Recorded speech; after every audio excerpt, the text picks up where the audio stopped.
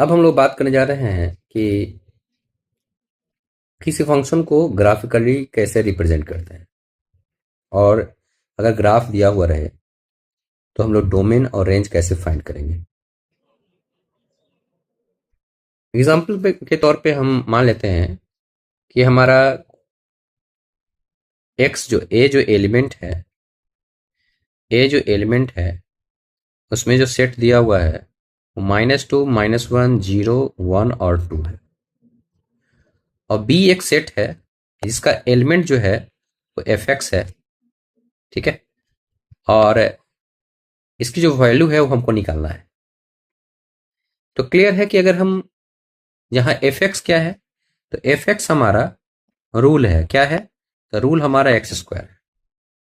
कहने का मतलब है -2 पर ये हमारा 4 हो गया। -1 अगर हम इसमें पुट करेंगे, -1 पुट करेंगे तो -1 का होल स्क्वायर, तो इसका वैल्यू 1 हो जाएगा।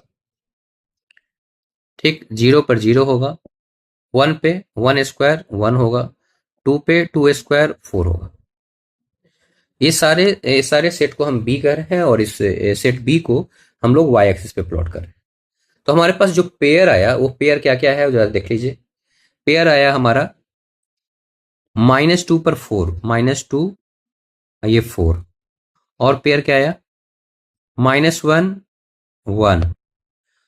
और कितना आया? 0 पर वैल्यू 0 आया। और कितना आया? 1 पे 1 आया। और क्या आया? 2 पर 4 आया। तो 2 पर y की एफ एक्स की वैल्यू 4 आया। अब ये सारे पॉइंट्स को हम लोग इस एक्स वाई प्लेन में एक्सप्रेस कर रहे हैं। इसको एक्सप्रेस करने के लिए हम लोग क्या करते हैं, तो ये एक्स एक्सिस और वाई एक्सिस दो एक्सिस लेते हैं, रियल एक्सिस। ठीक है। सेट एक्स पे ये सारे पॉइंट्स को हम लोग एक्सप्रेस करते हैं, -2 -1 0 1 2। और इसके प्रत्येक वैल्यू जो एफ एक्स का आएगा, एफ एक्स जो आएगा उसको हम वाई एक्सिस पे प्लॉट करते हैं।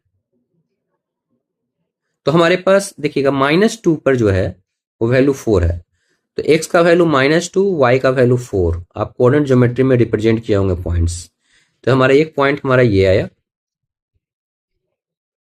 ठीक है। उसी तरह से अगर x की वैल्यू -1 लेते हैं तो y का वैल्यू 1।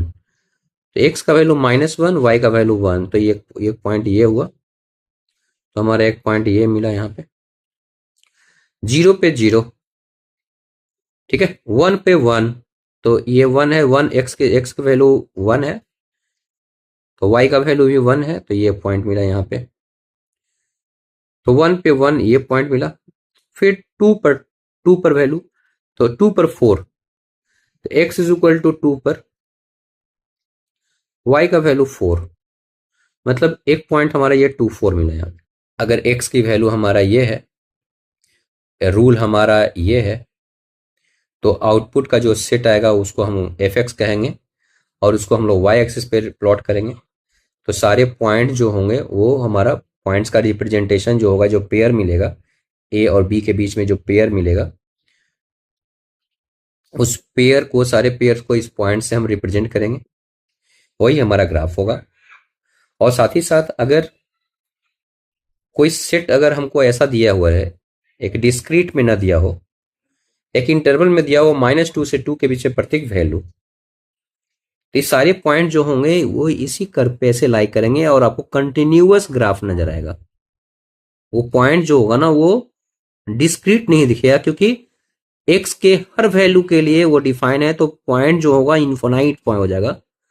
और आपको ऐसा ड्रॉ जब कीजिएगा तो एक कंटिन्यूअस ऐसे बिना टूटा हुआ ग्राफ, एकदम स्मूथ ग्राफ, ऐसे टूटा हुआ, बिना टूटा हुआ ग्राफ ऐसा मिलेगा। ठीक है। जब कोई एक पर्टिकुलर इंटरवल में के लिए डिफाइन होगा, एक पार्टिकुलर रूल को फॉलो करेगा, तो ग्राफ हमारा ऐसे कंटिन्यूअस होगा यहाँ पे। तो -2 से 2 के बीच में हमारा जो ग्राफ है वो हमारा कुछ इस तरह का है। ठीक है। अब जैसे मान लेते हैं कि हमारा ये ग्राफ दिया हुआ है और आपसे पूछ रहा है कि डोमेन क्या है। तो यहाँ क्लियर है कि ये कंटिन्यूअस ग्राफ है। कंटिन्यूअस ग्राफ का एक एंड देखिए यहाँ पे, एक एंड से यहाँ एक्स एक्सिस पे परपेंडिकुलर डाल दीजिए, भाई दूसरा एंड से भी आप एक्स एक्सिस पे परपेंडिकुलर डालिए। ये दो पॉइंट्स के बीच में कोई भी पॉइंट लीजिएगा तो कॉरस्पॉन्डिंग आपको इस कर्व पे एक पॉइंट जरूर मिल जाएगा। इसका मतलब कि 2 और 4 के बीच में कोई भी एलिमेंट अगर लेते हैं, कोई भी पॉइंट लेते हैं, तो कॉरस्पॉन्डिंग इस ग्राफ पे एक पॉइंट जरूर एग्जिस्ट करता है ना। देखिए 2 और 4 के बीच में कोई पॉइंट लीजिए तो कॉरस्पॉन्डिंग इस ग्राफ पे एक पॉइंट जरूर एग्जिस्ट कर रहा है। कहने का मतलब है इस फंक्शन का जो डोमेन होगा वो 2 से 4 के बीच में होगा। तो हमारा डोमेन जो होगा, डोमेन हम लिख सकते हैं क्लोज इंटरवल, 2 भी और 4 भी दोनों एग्जिस्ट करता है, तो हम डोमेन लिख सकते हैं क्या, हम ये इंटरवल आप पढ़े होंगे 2 से 4 के बीच में, बड़ी ब्रैकेट में लिखते हैं। इसी को हम लोग ऐसे लिखते हैं, एक्स का वैल्यू 2 से greater than equal to less than equal to 4। इसी को शॉर्ट में हम लोग ऐसे लिखते हैं। ये बड़ी ब्रैकेट का सिंबल देते हैं यहाँ पे,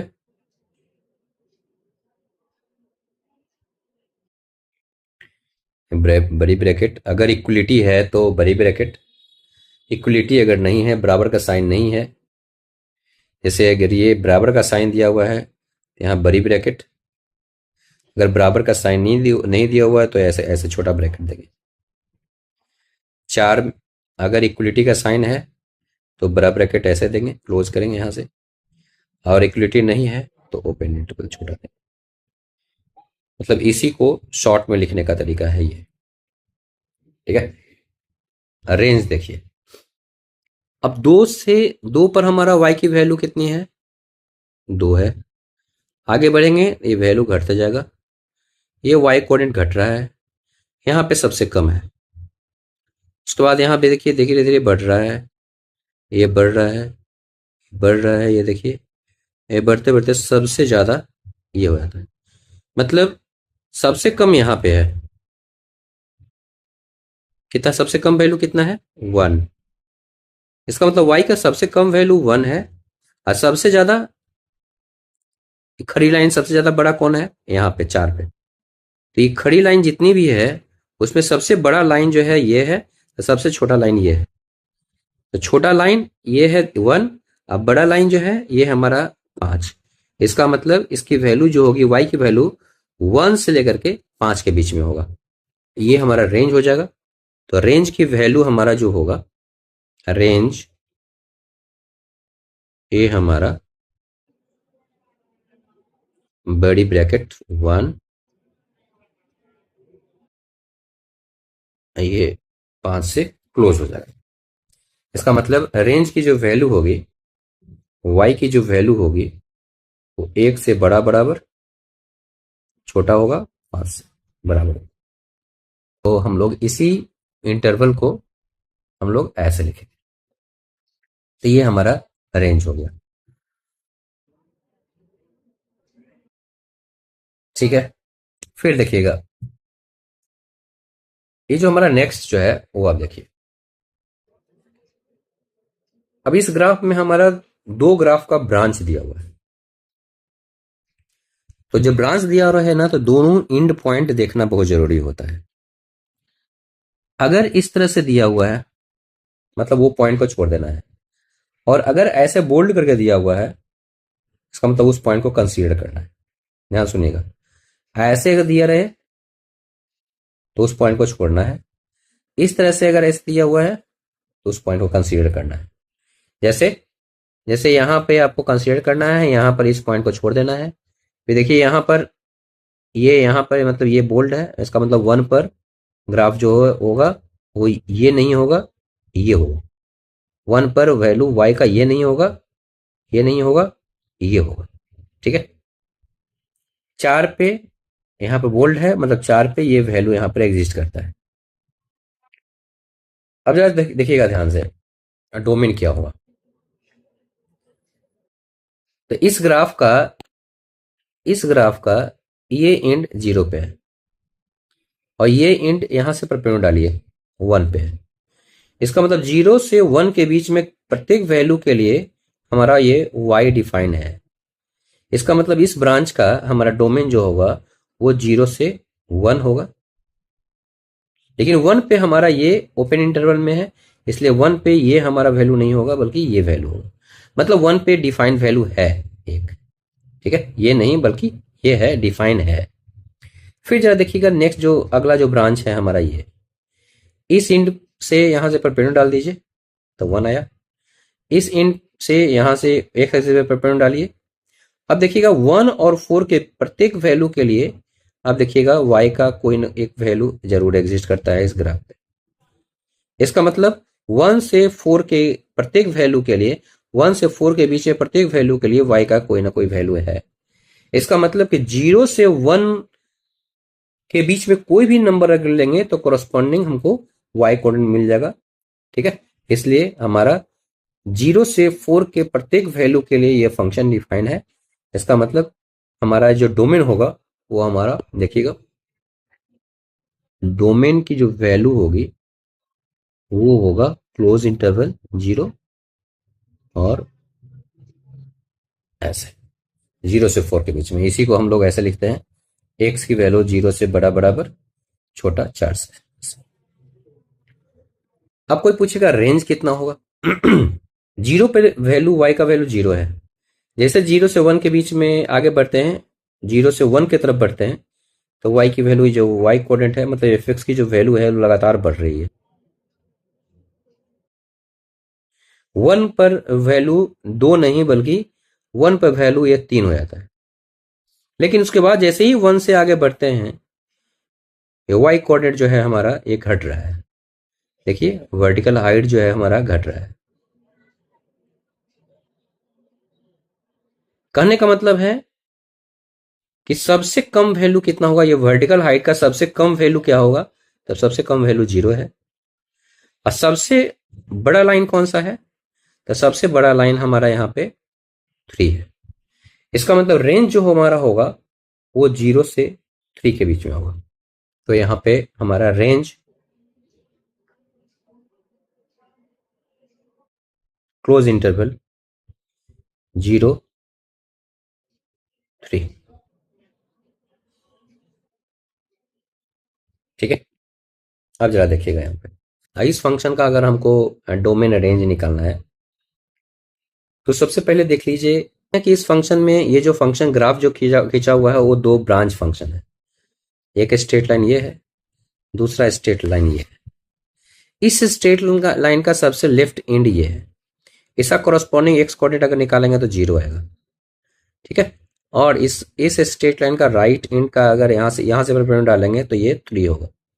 इसका मतलब 0 से 3 के बीच में प्रत्येक वैल्यू के पर ये हमारा y एग्जिस्ट करता है, y एक पॉइंट एग्जिस्ट करता है, ग्राफ पे लाई करता है।